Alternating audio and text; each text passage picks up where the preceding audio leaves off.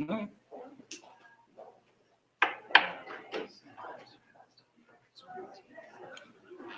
These things pick up.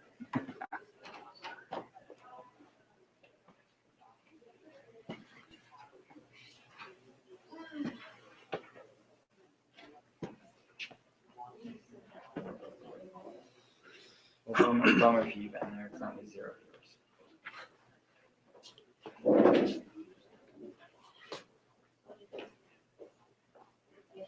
And yes, it is something. But I don't mind if we're going to help viewers. Okay. Sounds good. All right, guys, we're going to give about 5 more minutes for people to stream in, and then we'll be kicking off. So.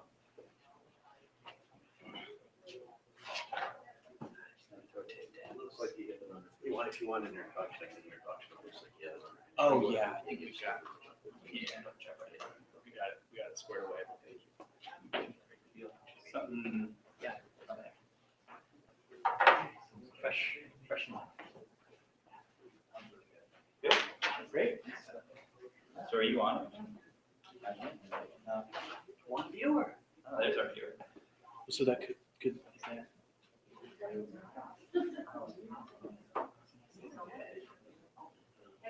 Other people. Here you go. That's gonna be your control room. Yep. Thank you.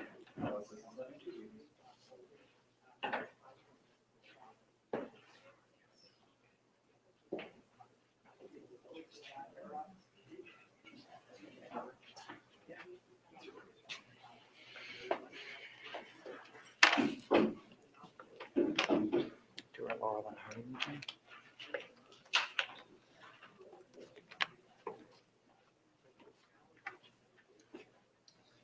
We'll just do it like a control. Just you'll drink water. I'll talk with your voice.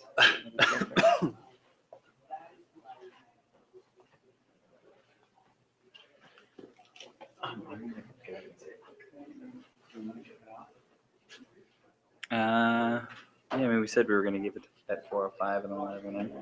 Also, if you're going to eat that, you're going to have to unwrap it now. Unwrap it right into the mic.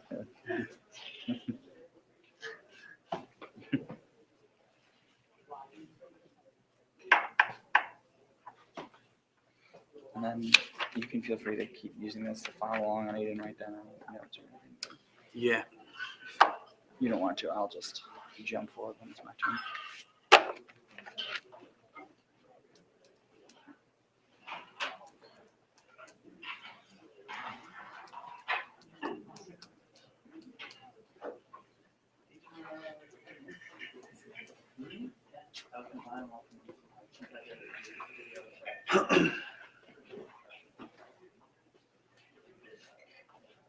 The Human Torch was dead, I think. That's what it is. Yeah. The tarantula enjoys chewing gum. Unique New York.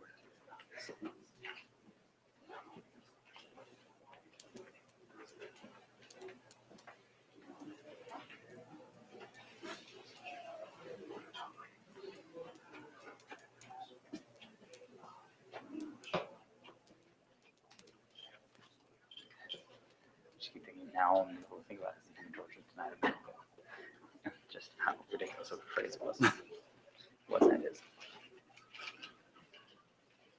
Jump right to. It's going to be my first slide.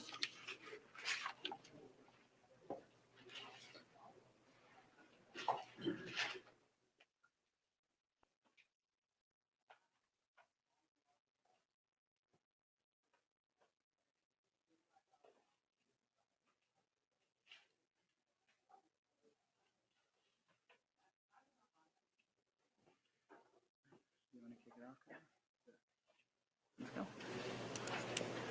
All right, I think we're going to get going. So thank you everyone for joining us. I'm Kyle Welter with Google here in Chicago. And I'm here to introduce Ben Johnson and Jonathan Calfee, who also sit here locally in Chicago. I work during the day with airlines and hotels, but I also work very closely with Google for Entrepreneurs, which helps support tech hubs throughout the country and around the world to help provide great programming like this. So thank you all for coming in person here at 1871, on the live stream, and for everyone that'll watch on the video afterward. And I'll let Ben and Jonathan introduce themselves. Awesome. Hello, everybody. Welcome to Mobile Site and App Design Principles. Just to introduce ourselves. So I'm Jonathan Calfee. As you can tell in this photo, I've shaved my mustache, but I have been with Google for over 8 years now. When I graduated college, I got into banking, which is a strange thing to do for a history and philosophy major, and decided that wasn't where I really wanted to end up. Had a friend working at Google, got started at Google, did very similar things to Kyle for about 4 or 5 years, working with financial services clients, large restaurants, CPG brands, kind of crossing the spectrum. And then the last 2.5 have been spent really focused on mobile. So for the past couple of years, Ben, like myself, and many of us at Google have been really kind of digging in on mobile. And in particular, I've been digging in on a lot of the design principles and best practices for mobile sites. So that's really what my past couple of years have been focusing on. Yep. And I'm Ben Johnson. I was actually going to try to wear this starter jacket to the presentation today, but I thought it might be a little awkward. So Jonathan and I have the same role at Google. Really, it's an internal role, kind of a sales consultant role, working with the pods. And kind of evangelizing mobile and conducting these mobile labs with clients, teaching them, about how to measure mobile properly, how to design their sites, anything to do with the ad environment, and then anything around platforms and integration with Google. I've been with Google for 3.5 years now. Again, started out on a pod as well in the financial services vertical, but now sit across all of travel, finance, healthcare, and that's pretty much it. So just a little agenda today and what we're going to be covering, and kind of a disclaimer up front. We are going to be covering off on just app design and M-site design principles. We're not going to really be digging into coding today. So if you need some sort of coding help, Jonathan and I would know the people that can help you, but we're really not going to be diving into that today. We're going to be talking about speed, navigation, call to action, and forms, as well as taking, I believe, somewhere around 20 minutes of questions. Additionally, I think after each section, we're going to try to do a little mini wrap up and just try to take questions on the GVC or in person. We're going to limit that to 3 just to make sure that we have time to cover all of the content. And I believe everything will be available online after it as well. And one last piece too is, generally speaking, if you're using your phone, that's kind of rude. But we actually encourage it in this session. So please take your phones out. We're going to have a lot of interactive elements to this. Thanks, and you should feel free to follow along on your phones. We'll be going to a lot of different sites, looking at a lot of different sites, pointing out some things sites are doing well, pointing out some areas of opportunity for specific brands, so you can go and use either your own site or some of these sites as kind of a little bit of a barometer. So normally when I start off these presentations, I'm usually talking to clients. And I'm usually in the middle of a client meeting, and there's sort of a lot of like, why am I here type moments. It's very nice because I don't have to do a why am I here. You all are sort of aware of kind of the power of digital, being here in 1871, and also sort of being kind of around this sort of environment. But I think it is still worth sort of pointing out, just kind of by way of introduction, that what we're really starting to see in terms of time usage, and this is based off some 2015 eMarketer data, is that digital is really starting to eclipse even television in terms of overall usage in the day.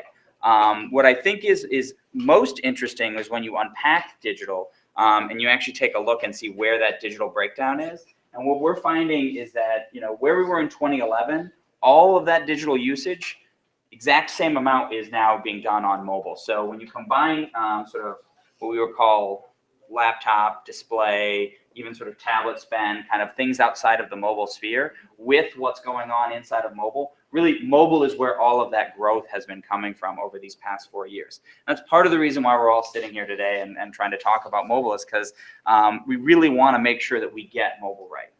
So really quickly, again, the interactive piece, I want to make everyone in the room play a quick game with me. How long do you think it takes on average for someone who's lost their wallet to report it? And how long do you think it takes on average for someone who's lost their cell phone to report it? So this is the interactive piece. You have to say something to me so that I can tell you that you're all wrong. Or if you've done this before, I don't want to hear it, and you have to be quiet. So if you've all done this before, then that's the only reason why you can't say anything. 20 minutes for the wallet? less than 5 2 minutes days for the Because wallet. of the age 2 days for the wallet, Less an than hour. 5 for the cell phone. less than 5 for the cell phone, an hour, okay. So when you lose your wallet, on average, it takes you about 26 hours to report it being missing. When you lose your cell phone, it takes you on average about 68 minutes to report it as being missing. And I think this is sort of one of those like kind of telling and interesting stats, only in the sense that when I think about like forgetting my wallet at home, I would never turn around and go back home to get my wallet if I left it on my way to work. But if I leave my cell phone and I'm at the office, I will turn around and come back home because my cell phone has pretty much absolutely everything, and my day is substantially lessened by the fact that I don't have my mobile device. I used to, when I would give this presentation like a year or so ago, I would kind of ask people to be like, well, how many people, have you woken up with your cell phone under your pillow before? Or how many people sleep with their phone within, but that's now pretty much everybody. So it's sort of, that's not the exciting stat I thought it once was, because the amount of people, the last thing they do at night, the first thing they do in the morning is look at their mobile devices. It's really staggering and overwhelming.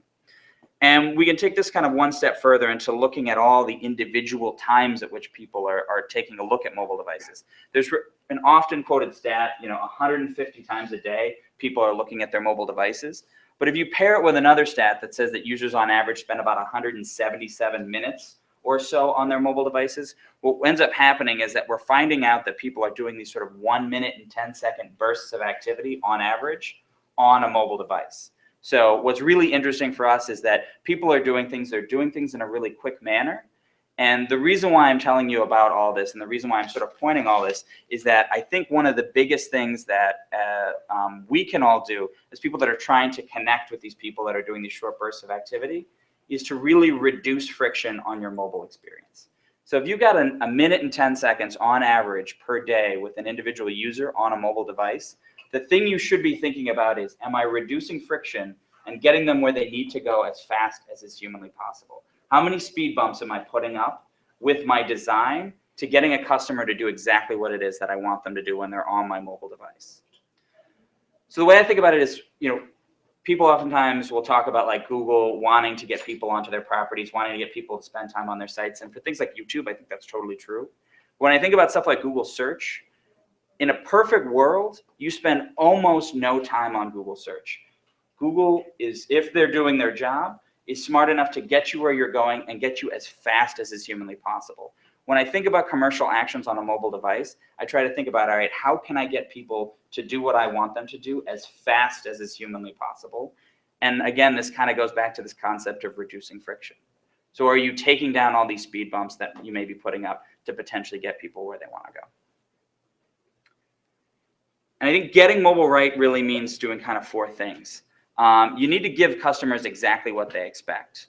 It needs to be effortless, meaning it shouldn't be hard. It shouldn't be problematic to get people where they want to go. It should be seamless. There shouldn't seem like a gigantic drop-off when you go from, say, a desktop site to a mobile site. It needs to be effective.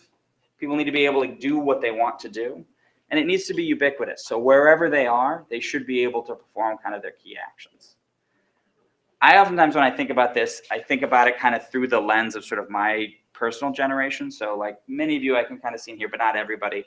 I am technically considered a millennial.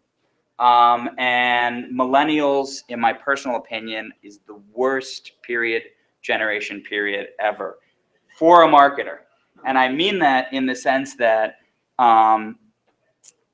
millennials, more than anything else, up and coming younger users are expecting perfection on their mobile experiences. And that's really unfortunate for everyone in here. It's also an opportunity for everyone in here.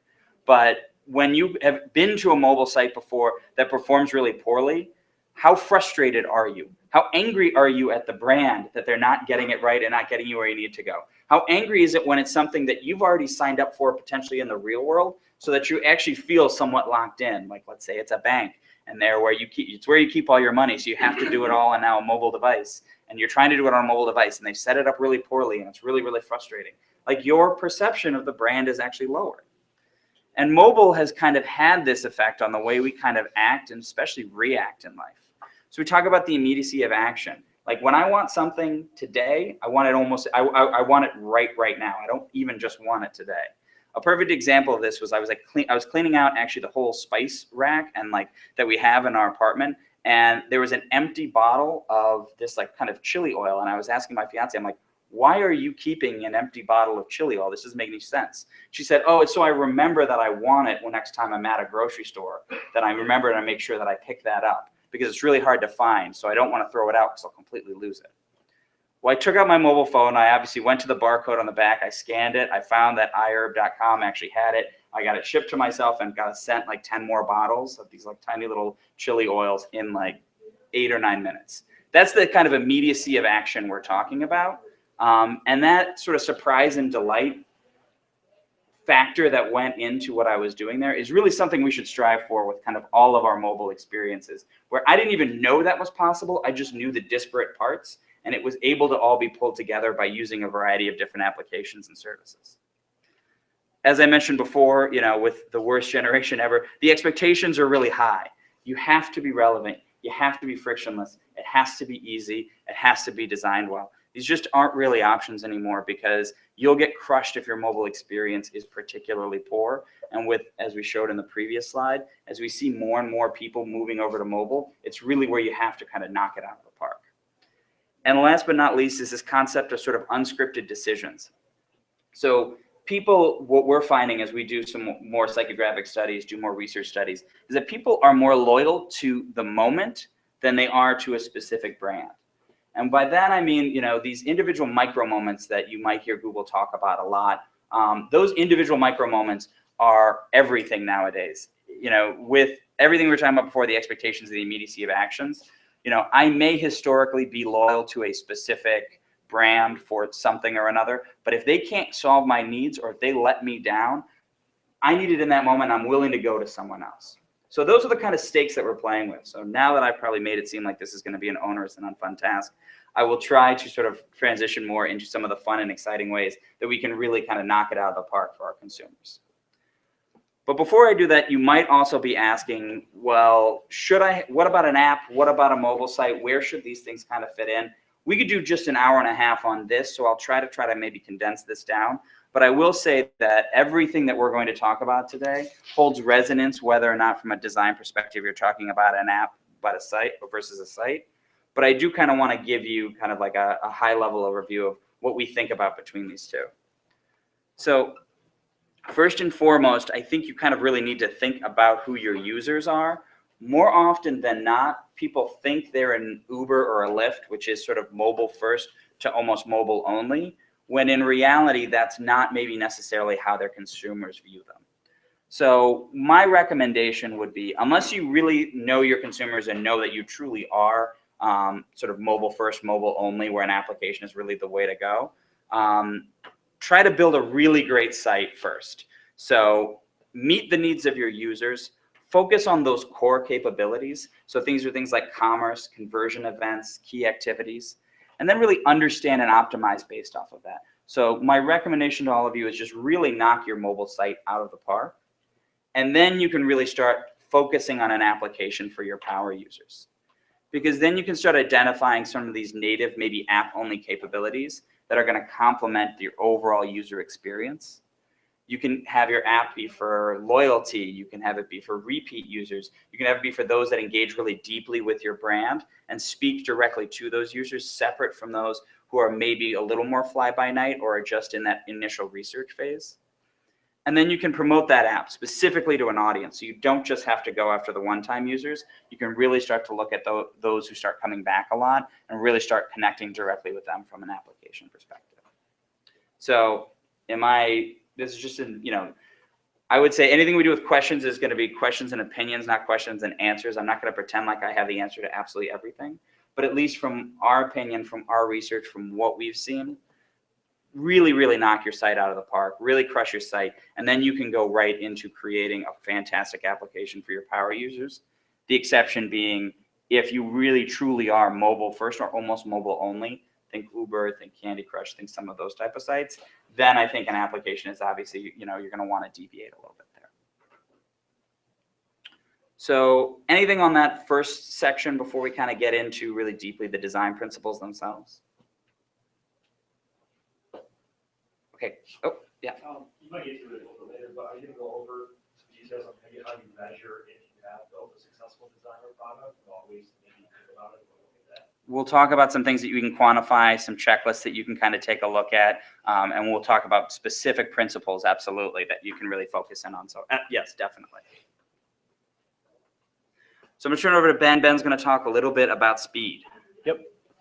So we talked about reducing friction, eliminating obstacles. I think the number one thing, and the reason that we put this first, is honestly speed. If we think about it, page load time has always been very important. But from a desktop world, that's really session-based. You're sitting down, you're getting ready to do something. If this page takes a little bit longer to load, it's annoying.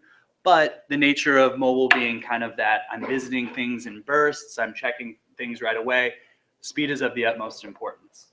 And the thing that I kind of try to equate it to is brick and mortar. If you walk up to a store and there's 2 coffee shops in a row, one has a huge line, clearly, if you drink your just straight black coffee, like whatever, you're going to switch if there's a ton of people in that store, or you're not going to get your coffee there. You're going to get it somewhere else. I mean, people are doing this all the time on their mobile device. They're switching up. They're going elsewhere if the page takes too long to load. And the stats bear this out as well. 40% of customers are abandoning a site if it takes over 40 seconds to load. They're immediately switching to another site, almost 30%, or app if it takes too slow. And then 1 in 5 users are actually just completely, as Jonathan had mentioned earlier, saying that brand is terrible. I'm never going back. If it takes too long for it to load. And most users expect a web page to load in 47 seconds. Or I'm sorry, 47% of people think or want a page to load in less than 2 seconds. And this is actually, I was going to say, we've seen pages load in 47 seconds. Yeah, It's pretty bad on Wi-Fi. If you've ever seen that happen before, there are you wonder what the heck is happening there. But we'll get into some of that. Fortune 500 companies that have pages that are taking that long to load. And it's going to cost you money. This is just the generic base model that our engineers built out to understand what the impact is of page load time from a mobile device on how many conversions it's going to cost you. It depends on what vertical you're in. It depends on how many visitors you're getting and whatnot. But we can certainly plug that in to get it. But at a baseline, what we're seeing is that you're getting around 35% drop off if it takes 5 seconds for your site to load. So what can you actually do about it? We have a couple of different solutions on our end. One of the main ones that I want to show you today is our PageSpeed Insights tool. Have you guys seen this before or used it? Some people have. Okay. I'm just going to dive in and do a quick example. I think I already have it loaded up here. So essentially what this is it's a tool that our developers built because they were receiving a ton of complaints about people's quality scores being poor because it was taking forever for their site to load. And so it's a diagnostic tool that you can run on your site that will pinpoint different reasons why it's taking forever for your page to load. So can somebody share a URL or a company, or I have one that I can definitely use, but does anybody want to give me one? All right, I'll just use State Farm then. You can see I already used it earlier today. So you just plug it in. It only takes a couple of seconds to analyze, and the default is for mobile just because speed is so important on mobile, but you can also check out desktop. The important thing to realize here is that the score that we give them is kind of relative just based on the amount of opportunity that they have. You could run this like 2 or 3 different times and you might get some deviation in the score, but for the most part, it's going to be very consistent. So you can see here the first thing that always usually pops up is images. Optimizing your images is very important, and this is why we plugged it into the design segment. If you have a lot of images that are very large and are, let's say, PNG files versus JPEG files, it could take them longer to load, right? And you can see we're estimating right now you can get a 41% reduction in load time by just taking care of these images and compressing them. And we give you very detailed, like you can see here, we actually tell you which images you can compress, and I'm sure there's a bunch that don't necessarily need it. You can cache, you can eliminate some of the render blocking JavaScript or CSS that's in above the fold content, so it'll allow your page to to load faster. Additionally, it'll tell you different little tips and tricks around minifying your HTML or cleaning up your JavaScript to make sure that your browser is able to go through, read it quickly, and display the information. User experience, I know that was a question earlier. We do give a user experience score here, but it's just on things that we can crawl. So it would be like looking at, let's see here, looking at if the font is a decent size. Do you have plugins that are loading? Do you have API calls that are being made that are going to take a long time? You can see here that they have a problem with their tap targets being too small. So we do give you some sort of score on, but this is more of an automated fashion. What I would say, some of the stuff that we'll touch on later is really around analytics and testing. But I definitely recommend running your site through the PageSpeed Insights tool. It's going to give you some great stuff to fix. Is this specific to browsers? Like you run it through, could you do this like on an Explorer or Safari or Chrome? Yeah, no, you can run the PageSpeed Insights tool on any browser. Does it measure differently based on the browser? No. It absolutely shouldn't. In the past, I've seen that it was like if somebody was redirecting traffic quite a bit, it would pinpoint that. So it depended if you put in m.statefarm.com, but I believe they've cleaned up that issue, and I'm not really seeing around redirects. Yeah, there's you also inside of Chrome has developer tools that if you haven't used those before, is actually pretty interesting because you can spoof and say, I want to pretend that I'm using this device with this kind of connection. That sometimes can be really helpful too, because the thing that I think oftentimes we end up falling down on is with speed in particular, we spend almost all our day and all our time on mobile devices on Wi-Fi. But remember that the person on 3G in Oshkosh, Wisconsin is as important as the person who's on Wi-Fi. And if it loads really fast on your Wi-Fi, that's fantastic. But if you put it onto 3G or even worse than that, potentially if you're doing a global product and you try to load it, that's when you really start to see like, wow, not compressing that image file takes forever to load. I actually was doing one of these for Equinox Fitness, and they were like, this just seems like it's loading just fine. It's not a big deal. And then I actually showed them that one of their images was like 17 megabytes, which would have cost like roughly like $1.50 in parts of the United States if you weren't on Wi-Fi to actually load, just in terms of like data fees. And these are things that I don't think we always think about because, again, we spend all our time on Wi-Fi. So it's just great to use some of those tools, combine it with things like PageSpeed Insights, and you can get a lot of great stuff about speed that can really help out your customers' perceptions. Yep. And we're doing some work around standards for page speed. So you may have heard of Accelerated Mobile Pages, AMP. It's basically a standard that we're rolling out with publishers right now. It's not available for the general population, but I think in the coming months you're going to see that roll out. So keep an eye on it because with the Accelerated Mobile Pages, we're really after like minifying all of that and delivering the content immediately. And so one last piece here, and this is actually, I'm not going to spend a lot of time on this just because a lot of the other segments of this presentation speak to this, but eliminate steps. That is honestly the fastest way to increase speed, right? Is to just get rid of all of the excess and makes things simple, make them easy to use, and they'll load fast. So Jonathan's going to cover navigation. Does anyone have any questions? Or I think we're actually a little behind on the stream probably, so I want to give like just a minute in case anyone on the stream has a question. But Yeah, let's take any in person first. Yeah.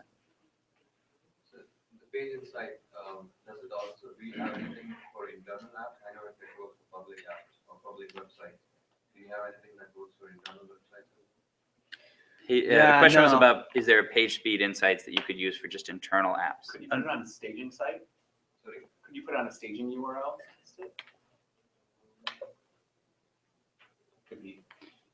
Yeah, so this is clearly, HTML website focused. From an app perspective, I'm trying to think. I can't. Like if you're developing apps for, or websites for web-based apps for enterprises, those won't be hosted publicly. So that's what that's really. I mean, if it's on the web, in theory, I think you can use some of the Chrome developer tools to cover off on some of that. So I think that that might be helpful. Staging website is another thing that I can think of. There isn't anything that comes to mind that we are offering that you would download and use just internally. But I think you can, even if it's locally hosted, use Chrome developer tools to still try to inspect basically different elements and basically force it to load a little slower to try to see exactly what it would be like on different services. And then you kind of just have to use an eye test. It's not as much an objective score anymore. But you still could identify potentially areas that could be slowing you down. So, A pretty similar question, but web app, public, but with a login screen. So it's not public in the sense you just crawl Mhm. the rest of the site easily. You'd have to get through the login screen or some way. I'd have to turn that off or something. Yeah, I would just test it turning it off, to be honest, because you're not gonna be able to input the credentials. You could try. I don't Yeah. know that it'll. I mean, part of it, Still have if the like login. turning the login off was, so the question was about like if you have to use a login beforehand, could you still use some of these tools? I would think that you could do turning it off, entering it in. I mean, unless your application and your website is already large enough that you would worry people could get in and do something That's not a problem. incorrect. It would, but I mean, if you're worried that like taking it down and anyone getting in could do something, then we probably might want to try something kind of different. But the tool is meant to be sort of like publicly crawled spaces as opposed to things that are behind a firewall essentially. Kyle, was there anything online? questions on the last Okay. one. If you want to call it out, they can submit it online. Yep, you can. Anyone who's online right now, you can feel free to ask a question. Our lovely assistant Kyle will be happy to read those questions out at every sort of section break. So navigation. This is another one building off of kind of what we're talking about with speed. So when Larry and Sergey founded Google 17 years ago, I think 17 years ago now, one of the things that they were thinking behind all of this was their, I think, very innate understanding that we're all very intellectually curious animals, being humans, and that all around the world, we're all kind of trained now by 17 years of Google and Yahoo and Microsoft to really try to search when we don't have an answer to a question and to search out those answers themselves. Unfortunately, what we found is that not everyone is kind of adding that inside of their own experience, but some are doing a really good job. So, here's just a couple of different examples. This is Home Depot. The very first thing they're saying, what can we help you find? They're actively coming out and saying, you're looking for something, what can I help you find? Amazon, search, a big component of what they do. They place it really prominently up top. But even CPG brands. So this is Zyrtec, who you wouldn't expect to be necessarily a search-heavy site, but they actually have thousands of pages that deal with important safety information. What's the right Zyrtec for me? When should I take it? Should I talk to my doctor? All this stuff that they could clutter their front page with every question they think someone could ask. But instead they've decided, well, why don't I make it so that you can go and search for that answer, and then I'll just put the things that 95% of the people or 90% of the people are looking for, and I'll just drop that directly on the front page. So kind of what am I sort of getting at here? It's that users are really looking for specific information when they're often on your websites, and search may be one of the first things they're doing. So what I would say, and what we would consider to be sort of one of our design principles, is to try to avoid hiding it. Most sites still have search, but not all sites are willing to make it sort of be prominently featured. Sometimes they'll hide it inside a menu, they'll hide it at the bottom, there'll be a separate page you have to go to. I would make search visible. I would ensure that those search results are very relevant. If it's necessary, you can add actually filters in to hone the results. So think about if you're doing anything that's sort of e-commerce related, you might actually want to use a filter. Again, to sort of go back to kind of the Amazon, if you're searching for something, will give you the option to say, is this a book? Is this an electronic? Is this? So that you can actually get those search results and make them even more relevant. And if it's even possible, at the bottom, you can just segment it out for the users. So sometimes before you even search in the first place, if it's for Zappos and I search for Nike, it's then going to tell me, did you mean, and actually direct me to the right place to help get me there as fast as possible. So site search, make it visible, make it available, and then try to make it as friendly for your customers as possible. So I'll ask another question here, because we'll talk a little bit about menus. Which of these two menus do you think is better? So this is the one from Le Cirque, and this is one of the 17 or 18 pages from the Cheesecake Factory. So I'm not talking about which food is better, I'm just talking about which menu is better. So obviously I'm sort of being a little tongue-in-cheek here, but the reason why Le Cirque's menu sort of pops when you look at it, and I could have just taken the top off, is that it doesn't take me very long to see what they're doing. And then in addition to that, there's also sort of the subtle in the background that what they are doing, they're probably doing better because it's easy for me to get to it. When I look at this, when I look at sort of the Cheesecake Factory's, 50 different specialties or 100 different cheesecakes or whatever it is that they have there, it seems almost overwhelming. And we're not that different when we're on websites. So one of the big things that we try to talk about is try to keep your menus as clear and as concise as possible. So here's an example of Evernote's menu. I know these are a little small, so I'll try and talk through them. But when you click on the menu, it tells you to either sign in or sign up, pricing, business, help, and download. Very straight and to the point. Now, I know that Evernote doesn't necessarily have a lot of things that they're offering. Your brands, your customers, your websites may have a lot of things you want to offer. Well, there are still others that do sort of a good job of prioritizing. Let's take, for example, Amex. Amex knows what you most likely want to do and has highlighted those things inside of their menu. So you have your account, cards, travel, rewards, or business. And from that, it takes you to a section where you can really go in and start completing the actions that you want to. But even if you say, well, I have even more than this and it's very difficult for me to tell, well, then there's an example of things. This is Walmart's. Walmart is difficult because they have tens of thousands or hundreds of thousands of different products.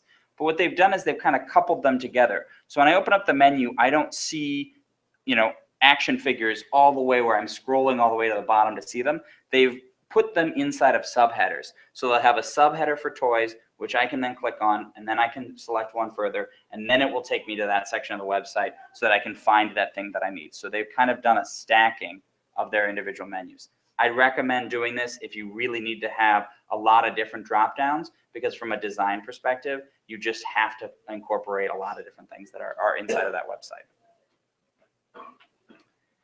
And when you're actually designing navigation, sort of building off of this, I would ask that you really remember how your users are holding your phones. So this is just an example from uxmatters.com. There's a bunch of different websites out there that do this, but try to take a look and try to think about the different ways in which users hold their phones. Remember, some people are left-handed, some people are right-handed, some people prefer to use both, some people prefer to just use one. And as from UX Matters, Stephen Huber says, some designers interpret charts of one-handed use to mean they should place low priority or dangerous functions in the hard-to-reach area in the upper left corner, but I wouldn't necessarily recommend that. This is oftentimes where most of the menus end up being, is in the hardest to reach places. For those of you that use, like I recently was using a Nexus 6 phone for a while, which is like a really big phone. It's sort of similar to the iPhone 6 Plus. If you're holding that in one hand, try to get to a menu if you're right-handed in the top left. Like, guaranteed way to drop your phone. Like, if you're trying to reach your way over and get up to it, it's just never, ever going to work. Think about the size of phones. Think about users of phones when you're designing your websites. So how do you hold yours? And then this is a great example. Like, you can do prototyping very easily. Go and sit in a waiting room somewhere, go and walk around a store, stand on the street and just see how people walk and use their phones. See the different ways, how many use two hands to text, how many just use one hand to text, how many flip it over on its side, how many hold behind and use one finger.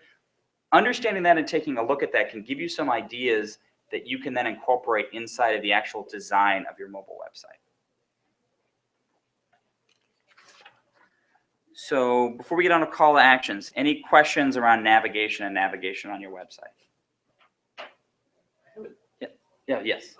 So with like the heat map that you're showing, we've gotten to the point where we expect the a mobile menu to be top left corner, top right might be a call to action, like to add something, and that's kind of become culture and become what we expect from a mobile site, Mhm. but that goes against the heat maps and where places are hard to reach. So how do we kind of deal with that situation?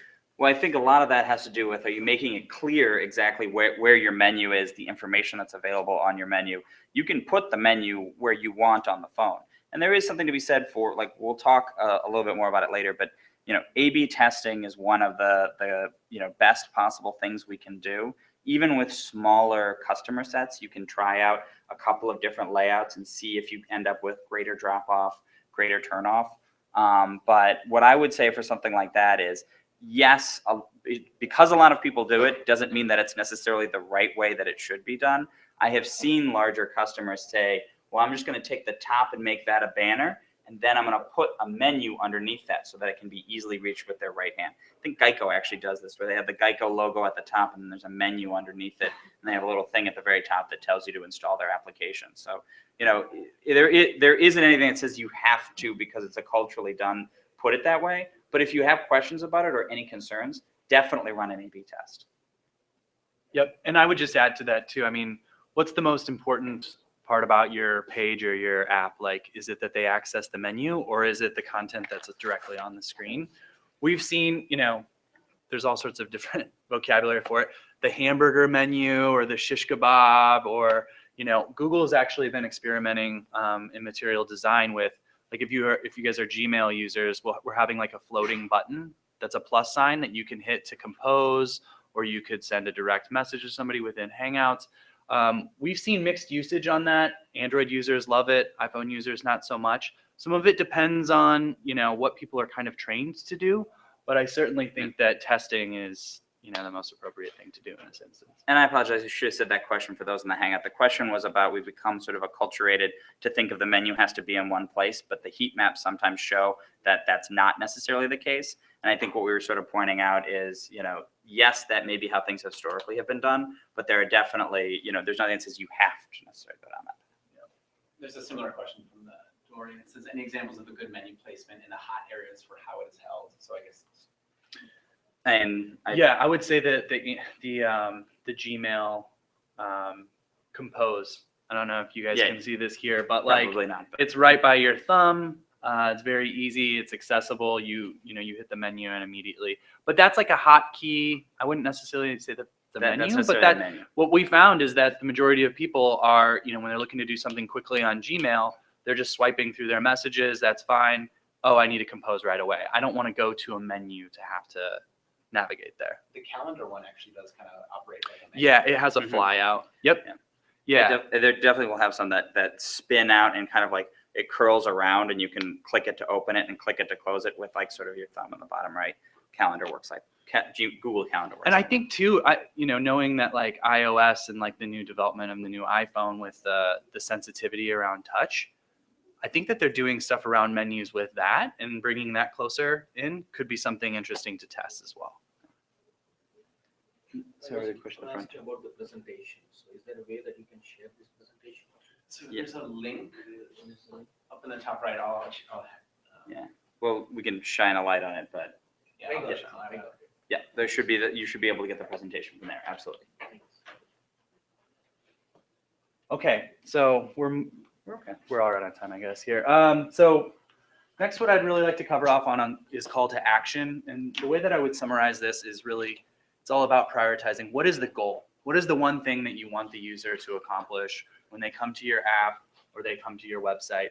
Think, Kyle, Jonathan, myself, this is all we talk about all day because we work with a bunch of direct response advertisers. But, if you want to move somebody through the funnel quickly, if you want them to download your app, whatever it may be, it's very important that we prioritize that out and that we focus in on it and that we don't bury that through all of the different processes.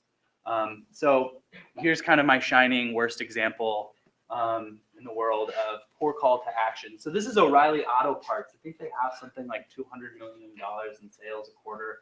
And you can see here, their menu is, well, you can't really tell what they're trying to get you to do. Clearly, site search is very nice here, but nearest store to me, store locator, shop all categories, shop popular categories, shop brands. You could actually get their current ad, or you could sign up for their email or watch videos. So it kind of feels like what they did is looked at their desktop site and they were like, well, we've got a bunch of stuff here. We're just going to throw it onto mobile and see if it fits. I think that this is a very poor implementation, and you really don't know what the overall goal is. I'm assuming it's to find a store, but they're not really making that very easy, and frankly, it's confusing. McDonald's is another example of poor call to action. You can see here, the first thing they hit you with up top is what I'm assuming is their application. There's really no description in there, as well as the actual call to action it says view. So that doesn't make any sense. When you click it, it actually took me to the Android Play Store to download the app. Additionally, I know that they've got a couple of different things that you want to promote, but they're using the scroller and then they're trying to, cross-sell you into joining their email list. So I really don't know what's the most important thing that they want us to accomplish here. And if it is to download their app, they're doing a very, very poor job of it, because it almost seems like it's a video in this instance. So I want to do an exercise here. Everybody take out your phone and I want you to go to the website for Snapchat, snapchat.com. This is going to be kind of an on-site usability test.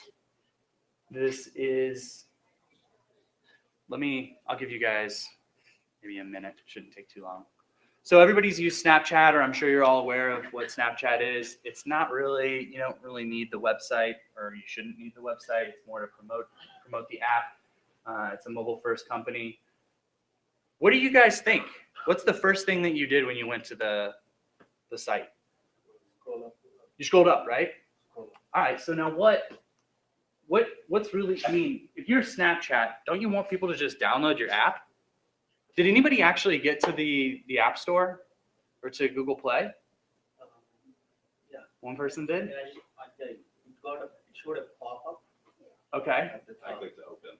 So yeah, so one person out of 40 managed to really identify it. But what they've done here is they've incorporated kind of an animated element at the bottom that looks like a tab that most people swipe up, and it takes them to their apps, community, advertising. But if you just click on the actual logo, it loads in the iTunes Store or in Google Play, which is, frankly, kind of surprising because Snapchat is a mobile first company, and I would think that the first thing they want to lead with is download our app or learn more information about our app. Instead, you're kind of driven to, understanding things about their blog and jobs. So I thought that was kind of an interesting example. Some really good ones that we've seen in this space, though. Squarespace, clearly, they want people, or not Squarespace, Square, clearly they want people to sign up for their payment platform. Excellent use of, getting their branding across, utilizing some nice imagery to really call attention. It's engaging, it's interesting. Excellent use of a button and color and space. So what I would say is use that to your advantage.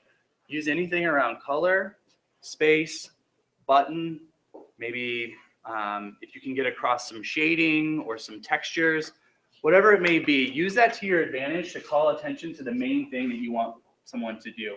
Clearly, they have other goals here. I would say the secondary goal is to actually contact the sales department. But their preference, and I think we can all agree, is that you actually click and you submit a form online to actually get started with Square. DeVry has an interesting one. Again, another real direct response advertiser, but you can see here that they have a persistent call to action at the bottom that's in a sticky footer. And so you have the ability to apply online, request info, which would be basically a lead for them. You could actually chat with a representative, or in this case, they're using the native functionality of the phone and unlocking the ability to call. This is a persistent footer. Wherever you scroll, this thing follows you around on DeVry's site. I've seen people do the same thing at the top, where they'll keep the menu, but they'll have maybe a call button or a chat button. And clearly, I think that if you're trying to get people into the funnel and through the funnel quickly, using something like this could be an excellent option for you. I know Jonathan covered off on Evernote earlier, but any time that, clearly we want the meat and potatoes of your site to be what's on the screen. If you go to a menu, though, make sure that it's very action oriented, and you can actually incorporate calls to action within the menu, right? So here you can actually create an account, you can download the app. If you want to find some information that's about pricing or whatever, you can do that. But I would certainly say that if you can incorporate a call to action within your menu, you should do it. Because if somebody's going into the menu, they want to do a little bit of research, but you also want to make it easy for them to download, give them another option. So that was all really M-Site focused. I would say from an app perspective, the important thing about usability and call to action is there's not really just like one action that somebody can take on an app, because it is that power user. They're using a lot of the functionality that's available. So I think that onboarding is the most important thing that you can do from an app perspective. Google actually, we use kind of a couple different flavors of onboarding. We use a lot of interstitial. I think if anybody who's ever used Maps, I believe has it. I think YouTube has it as well. But it lets you know. Well, first of all, it gives you the ability to skip up front. Because this is an interstitial, it interrupts you. It's kind of annoying. Some people are like, wow, this is the third time I've downloaded this app. I already know how to use it. Get me out of this. So they give you the ability to skip. They also give you the understanding of how long it's going to take. And then, they kind of interjected some of their like whimsical brand in here with some jokes and, getting the scoop and things like that to really get across all the different things that you can get done on TripAdvisor. Google uses this. But what we're also using is Overlay. So you can see here with Amazon, but Overlay, the nice thing about it is it doesn't interrupt if you do it right. It really only kicks off if somebody is trying to use that, that functionality and you're not sure if they're using it the right way, or, it's the first time they're using it and you want to make sure that they understand the steps. So you can see here for Amazon, this is the Kindle app. They let me know that I could, I just went to look at all of my books. Clearly, there's a lot there. If I want to sort, they want to let me know about the ability to do that. This one is actually on YouTube. This is kind of, I'm actually not as big of a fan of this. And again, we could debate these things forever. What I would recommend though is come up with a couple different onboarding ideas for your app. And go out and test them and see if usability and feature use is going up. But I actually just recently used one with the Google Inbox, where the unique functionality there is when you swipe, it auto archives, or you can put something on your to-do list. So the first time I swiped left, it actually popped up with a quick overlay saying swiping left will put it on your to-do list, set your priority, or set a reminder or something like that. So the nice thing about overlay is that you can actually surface that insight and kind of that direction in the moment versus interrupting them up front. So just real quickly to summarize, it's very important for you to prioritize. I would say the one thing that you want them to get done, make sure that that is front and center, and you're using those, those unique call outs, color, space, design, any kind of treatment that you can give it, buttons, to ensure that people see it. I said always above the fold here, but that's just my preference. I think for your M-Site, that definitely makes sense. People are not opposed to scrolling though, and they're used to it. They've been trained. Scrolling is very easy to do on a phone. I don't know that I would bury it, 3 scrolls down, but don't be afraid if it is slightly off of the screen. I wouldn't let that detract or cause you, any kind of anxiety. Again, I like the use of sticky headers and footers. Don't be afraid to use the native phone functionality. That includes Find My Location. So like we saw that O'Reilly Auto example, they had 2 different ways for you to find a store. Use the GPS. We're finding that more and more people are okay with giving up their location if it's useful for them and it's in the moment. And again, it feeds that narrative of it's micro moments. People are there, they're there to find the information and they're there to get out. So they're not as opposed to share their location. Make menus action oriented, and then with apps, onboarding is key. And then please test. I would recommend testing all of this stuff, and that really goes for all these segments today. Any questions on calls to action? Good. Anything on the? Good on it. All right. Great. Well, we'll finish up here by talking a little bit about forms. So as I like to sort of think about it, forms can really be your friend, but they can also be your enemy. So just some examples of, a form that I thought was particularly good as I was going through it. This is Lending Trees. It makes a lot of sense and is logical as you're going through it. It also is very, very big. It's easy. It's hard to mess it up. It totally makes a lot of sense. I was going through and it's asking me to refinance. Well, what type of property do you have? I say which type of property and it goes through. Now, some would argue, and again, there's not a right or wrong, that when you do stuff like this, it actually takes longer because you have these big buttons. So people have to go through 15 steps when you could potentially get it all down into 4 steps if you just incorporate more of these. I think that you kind of have to balance these two things out. It's helpful if you have friends with other devices because maybe you can't necessarily afford to buy, 6 to 7 different devices. Try it on a smaller device, try it on a bigger device, try it on a tablet, try it on, an even smaller than sort of an iPhone. Like play around with a bunch of different devices and recognize that people are going to be using it from various different devices just to see kind of how it looks. Let me give an example of someone who should really try to get everything onto one page and it sort of ended awfully. This is when I go to State Farm and I try and get a homeowner's quote. So for those of you who think that it's just that this is really far away and that's why it looks so small and terrible, that's not true. This is how it looks, and this is actually bigger than I can see it on my phone. So this was almost impossible to fill out. For those that can't tell, in these little small boxes, and this is the same size, by the way, as this, is where you're supposed to fill out your information about yourself because they're trying to get everything done all at once and give you all the disclosures and do everything right up top. So I feel like we picked on State Farm a little bit before, but this is just an example of something that, do you really honestly think anyone's filling out a homeowner quote on this actual site? Can't you zoom in, zoom out? You can use pinch to zoom, absolutely. But if you go and you see this, do you actually, if you're forced to do it, that's totally fine. But my guess is everyone here is being disruptive and is probably new, and it's unlikely that someone is forced to use your mobile site. If you're State Farm, yeah, they probably can get away with it. I don't think anyone in this room or anyone on this live stream can. Because I think when someone sees this and realizes they have to pinch, and then don't even get me started on the actual forms themselves, because we'll go through some issues that people have. It's not good. It's really tough. Someone who tries to strike a balance of this is, again, like I was talking about Geico a little bit before.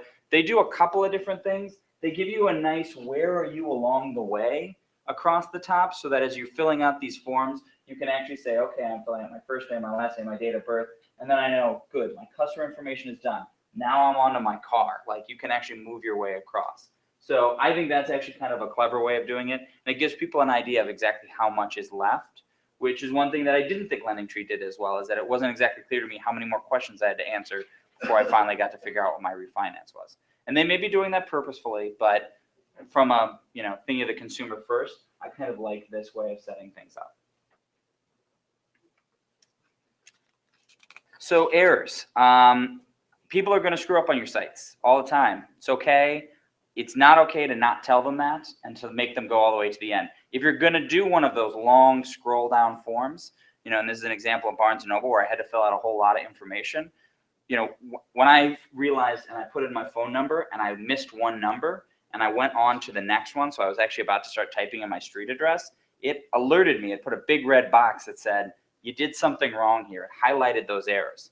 Here's an example of one who didn't. This is OpenTable. So OpenTable, I did the same thing. I left a number off, and then I had to actually submit before it came back and told me, make sure for your email address you've included the @ symbol. So I'm entering my phone number. Nothing is highlighted up top. It just says John Doe, but it needs at least an @ symbol and something afterwards. Highlight this when people are going through it because it's frustrating that you have to hit submit to realize that you could have actually fixed these errors somewhere along the way. And some of these can be fixed just by using autofill. So Google Chrome has an autofill functionality. Other browsers have autofill functionalities. It's basically you mark up the form with some HTML autocomplete tags. And what we find is that actually speeds up finishing a form by about 30%. So autofill, if you can use it when necessary, it's really great. It kind of cuts all this information in. And I think one of the things sort of building on top of this is if they can't autofill or autocomplete absolutely everything, make sure you're using the right form fill for the right task. So this is putting in a phone number for staples.com. It pulls up the number pad, which seems like a simple thing, but the number of people that forget to do this is sort of staggering across really big companies. Here's another sort of helpful example from Williams-Sonoma. I'm putting in the email. You can see in the bottom left, they've got the @ symbol. So they know this is an email fill, and they've put that in. Not everyone does that. An example is this is Puritan Vitamins. When I enter my credit card number, this is the first thing that comes up. And then I have to flip over from the fact that it's a QWERTY keyboard to do the numbers, and then it's just the numbers across the top. And I will just make this as a plug because it's sort of my personal pet peeve. It's almost completely gone, but not totally.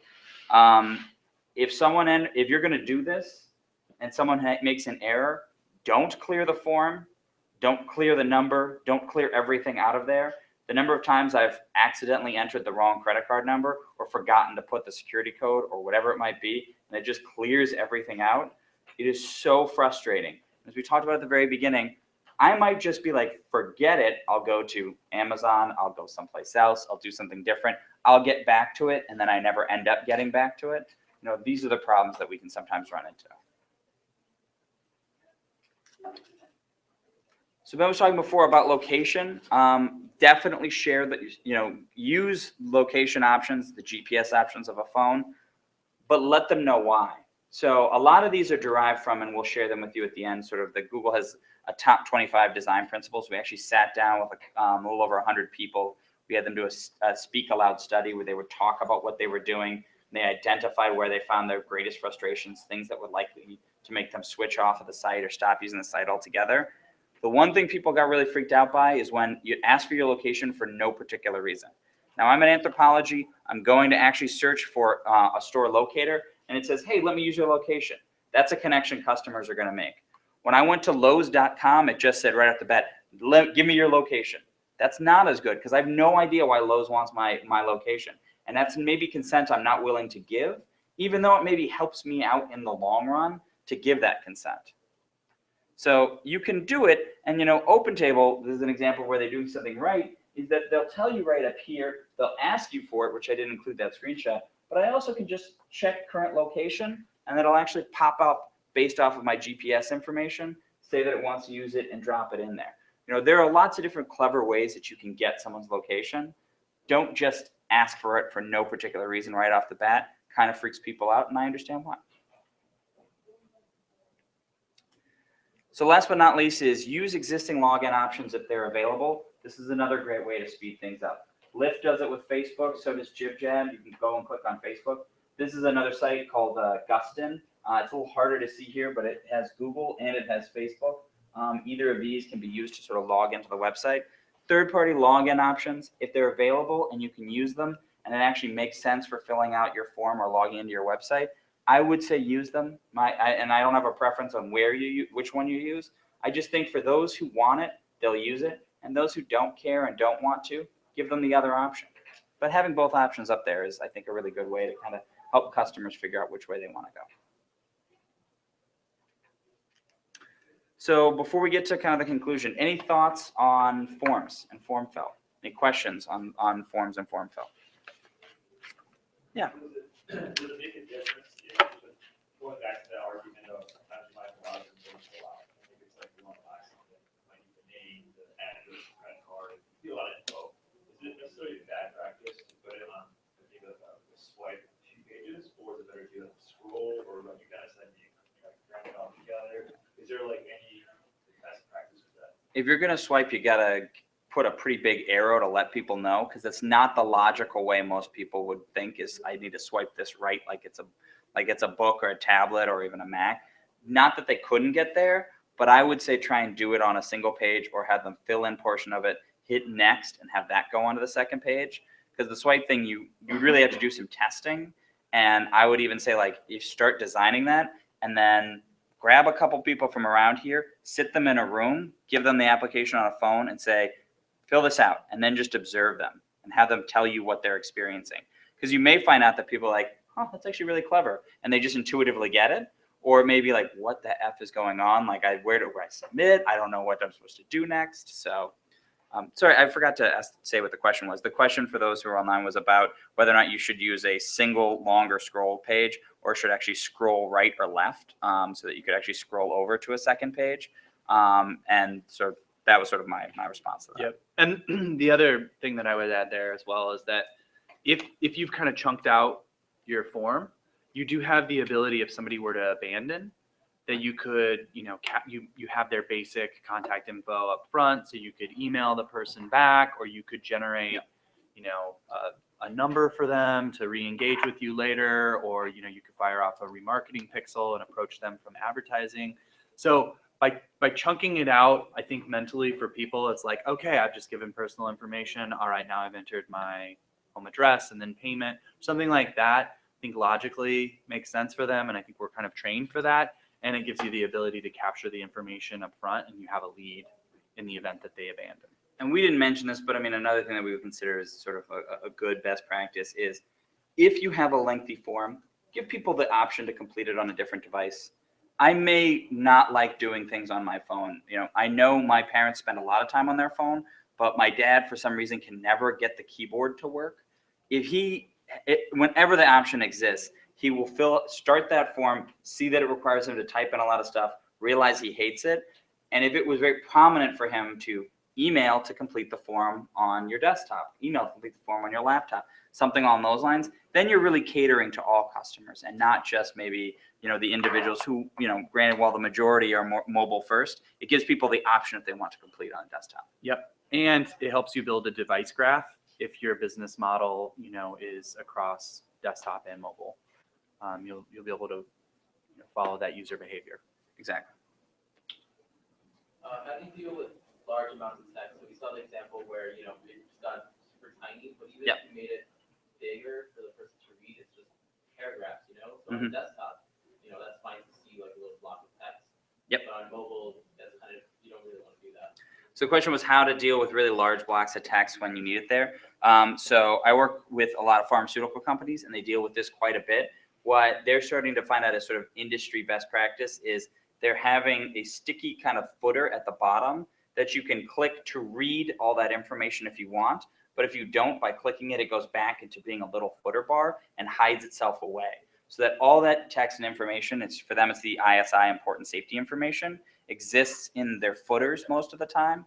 And the footer follows you around as you're scrolling up and down. And all you have to do is tap it to read it. But if you want it to go away and you're ready to continue with your app, with the thing you need to continue it, definitely go forward from there. So that's, I think, a way a lot of customers are trying to deal with that. You could, in theory, condense it onto separate pages and things like that. But I don't think it's good to take someone away from the page that they're in. It's better if you can try to deal with it all within a single page to deal with it within a single page. Go ahead. There's a question from Catherine Ligavoli that says, do you have a good example of form page used for sign up for a new feature of an existing application that requires a new participation agreement or user ID access right to use? It's a very specific question. Yeah. Well, I think that I don't know if I have an exact. The question is around if I'm paraphrasing it correctly. Someone's already signed up. You need them to do a new sign up essentially to participate in whatever the functionality is, basically new terms and things like that.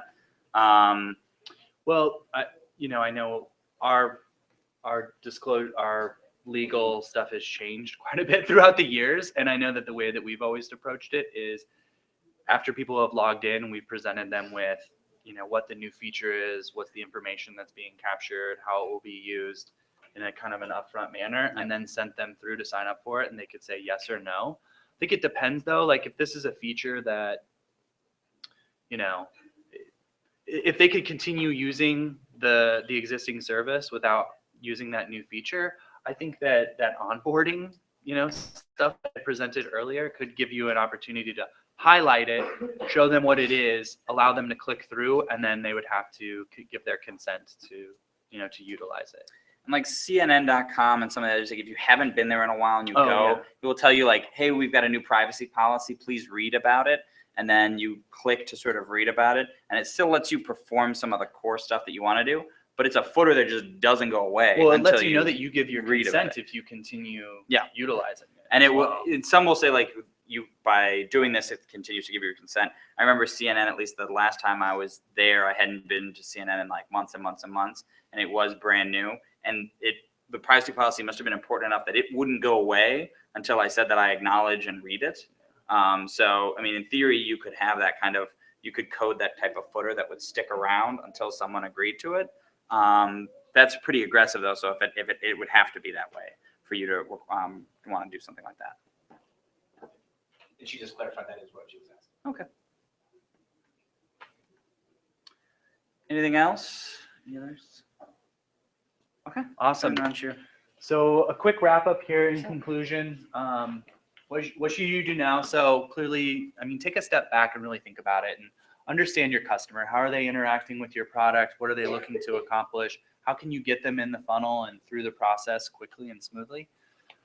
Determine if you're a mobile first company like a Lyft or an Uber that's very application heavy. We're of the opinion that M-Site is really the way to go. And that, for those power users, you should certainly have an application to focus on. But if you're not mobile first, I would say M-Site immediately. Just said that. Analytics are key. So we think that testing is really the best way to kind of parse out what is working, what isn't working. Clearly there's some testing frameworks that you can implement within your application. And then online you can use Google Analytics for free to really understand what elements people are interacting with, how far they're getting in your forms, what the submission rates are, what bounce rates are, and things like that. So review Google's top 25 design principles. We've got a link to it here. This is for M-Site. We do have one for mobile apps that's going to be released in, I believe, the next quarter. And so, maybe we can either follow up with that later or come and present on it. Polymer elements for your website. So we do have a library of Chrome Polymer elements. So it would be, just think of it in terms of it's HTML widgets, HTML5 widgets that you can use on your site that are already pre-built. And you can easily just pluck them off and just insert the code into your website. And those are tested to be loading quickly and working correctly.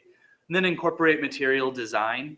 I believe we have a link. Yeah, so Chrome Polymer, we've got a link to it here as well as material design. And material design, Jonathan, you had the blurb. It's basically a design concept that we've generated to make mobile. It's a visual design language that Google created, but it's really suitable for use, not just Google specific or Android specific, sort of for all.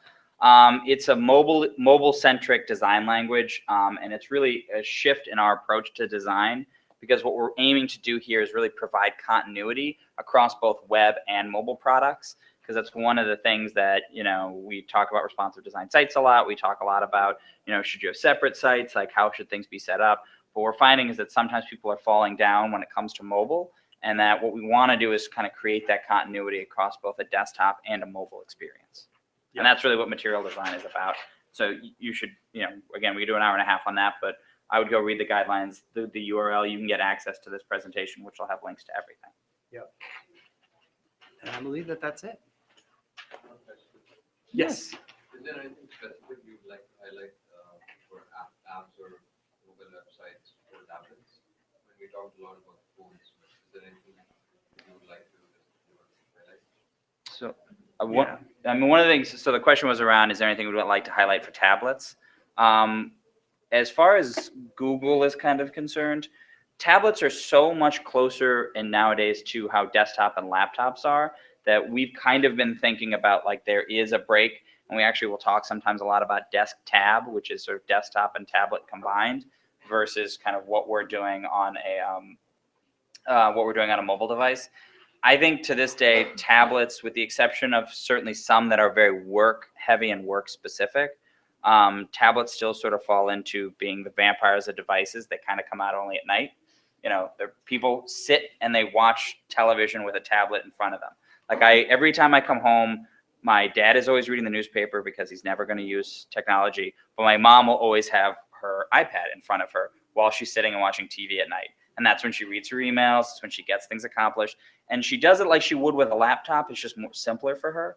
So, and for me, I think you can think about them closer to that, but Ben, I don't know if you have anything you Yeah, want to no, call I mean, out I would just simply specifically. say from our perspective, the majority of queries that are coming across, I believe it just surpassed 50% is coming from mobile. And then second highest would be desktop, which I think is like 30 to 40%, and then the remainder would be tablet. And so I wouldn't say deprioritize it. Clearly depends on your consumer and what your business model is, and if it is around entertainment or something like that, or workers in the field that need tablets. You should certainly design for it, but we're seeing a lot of adaptive design these days where whatever is offered on a mobile phone, you can just scale it up and adapt the experience for tablet. Any other questions that you want to ask? We'll be around afterwards too, but yeah. Is it all with personal preference, or how does someone like McDonald's have something like their State Farm, these companies that are worth billions of dollars to do something that Yep. Yeah. they So don't think is laughable? I mean, we're taking 2 hours to fix. Why? yeah, well, I think that look, we tried to get out in front of this and let everybody know that the mobile revolution is coming, and a lot of that fell on deaf ears, and I think there's a lot of bureaucracy at these larger companies, and they're not able to pivot. Frankly, that's as startups, that's what you guys have the ability to do, and why it's very disruptive, and why you're seeing the Instagrams, the Snapchats, the Ubers, the Lyfts, these disruptive elements that are basically mobile first. I mean, you went to I don't even know if Snapchat has I'm sure they have a desktop site, but it's probably mobile. It probably oriented. looks exactly like that. Yeah, The other one where you just so, scroll down to it. I mean, it is, and that's kind of, frankly, like that's why we actually wanted to come speak with you guys today. Is it's cool to like talk to startups, because we're in front of these Fortune 500 companies that, I mean, it's pretty blatant that they're not getting it right, and it's just hammering it home with them and trying to get them to change and to understand like how things look. But there are startups that are going to come along that are going to disrupt that. I'll give you an example. I was doing a larger mobile meeting for a Fortune 500 company, and we had them all bring their designers into the room, as well as the marketing folks. So their designers and their website actual coders, and then the marketers in the room. And we thought we were bringing them together because we were going to talk to them all at once. They were introducing themselves to each other for the first time. So like, it's surprising when you think about the fact that there are people like large companies where these can be so siloed, but sometimes that ends up happening. And what ends up happening is what's most expedient from a coding perspective, and what the people who maybe know the customer decision journey best, they're not in the same room and talking to each other. And I'm sure this doesn't exist because you guys will probably work in smaller organizations, so you may all sit together in one room. But when things get larger, and just as a lesson for you, for everyone going forward, don't let it get that siloed, because that's how you end up with sites that no one can see. Because it was the most expedient thing, was to just shrink down the desktop site. And that's what for State Farm, that's I think what it was just a shrunk down desktop site. But for this company, I mean, that was sort of the similar thing that they were running into, was they were just taking what was most expedient from a coding perspective, not what was maybe best for the consumer. I mean, it's crazy though too, from like a McDonald's perspective. I mean, think of all the power that they have there. If I have my phone and I went to McDonald's website, they know where I am. They could offer me up a coupon. Clearly, I can now pay with my phone at the terminal. They are missing out on huge opportunity, and so that's. But I mean, that's a big organization. I used to work with them. There's a lot of franchisees. There's a lot of power held in a lot of different arenas. And if you get that big, you can lose the ability to be nimble. So, this is the leg up that everyone in this room has, is you can make these kind of changes now and try out a whole bunch of different things, and it's okay.